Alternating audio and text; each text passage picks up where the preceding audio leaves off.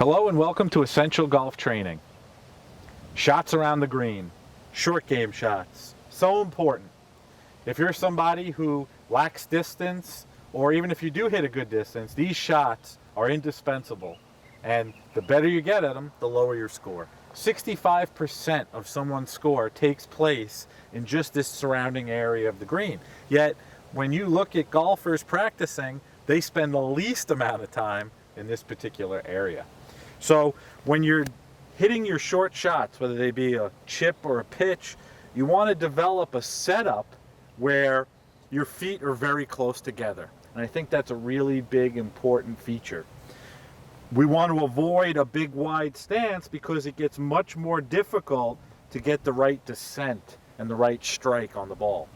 By putting my feet closer together when I get into my posture, what it allows me to do is it allows me to swing and twist the club in a way that will get me to make a little bit of a descending blow and get the ball to launch a little bit more in the air.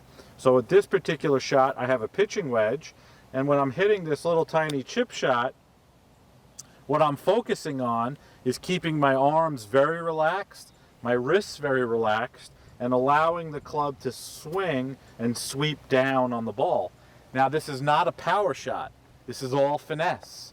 So if you're getting yourself tense, tight, and manipulating the club a lot, you're not going to be successful.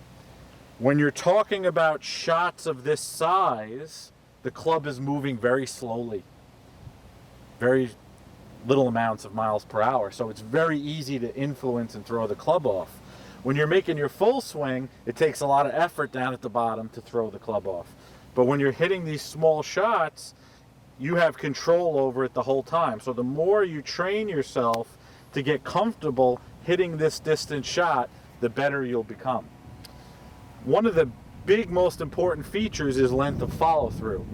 And you'll notice that as I'm hitting these short little shots, my finish is only as big as it needs to be. So my club is finishing straight down, and there's not some big, long finish that most people get themselves wrapped up into. Now, Erica, club selection is a big choice here. That we have a whole bag full of clubs, and we can get all different effects on shots. So what's your recommendations on clubs for chipping, pitching, and shots around the green? You want to have a clear picture in your mind of the trajectory of the shot that you're trying to accomplish and where the ball is going to be landing, and then how much roll you're anticipating or you might need for that shot. Once you have a picture in your mind, you can choose a club that's going to help you execute that pretty easily. What Mike was hitting was a pitching wedge, and so for where he was landing it, it had pretty equal parts of carry and roll. However, if I give him a 58-degree wedge, which has more loft than a pitching wedge, it's going to fly a little higher and roll less. So he'll have to adjust his swing a little bit if he's going for the same flag. Now when Mike hits the sand wedge, it has a little bit more loft. We should see the ball fly a little higher and roll less. That landed right near the flag, but only rolled out a couple of yards. So it has that different ratio of carry and roll. Now, Mike, I'd like for you to hit a 7-iron. And this probably is going to roll a little farther than the flag because a 7-iron has less loft. So he's going to land this just on the front part of the green, and it should roll a good amount past the flag without extra effort. So if you have more of a medium length chip shot or a longer chip shot, using a longer club with less loft is an easy way to get the ball to get closer to your target.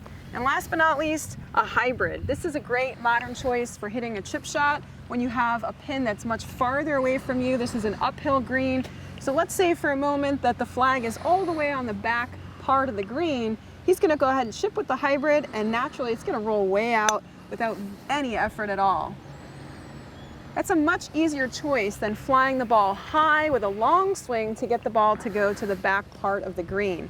So you have many choices in your bag. You probably have almost 14 clubs to use, so use them wisely and let the club help you do the work of helping control distance when it comes to chipping around the green.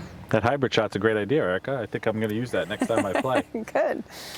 So now when somebody's getting ready to hit these short game shots, they should probably also be assessing the lay of the land like they did in putting, right?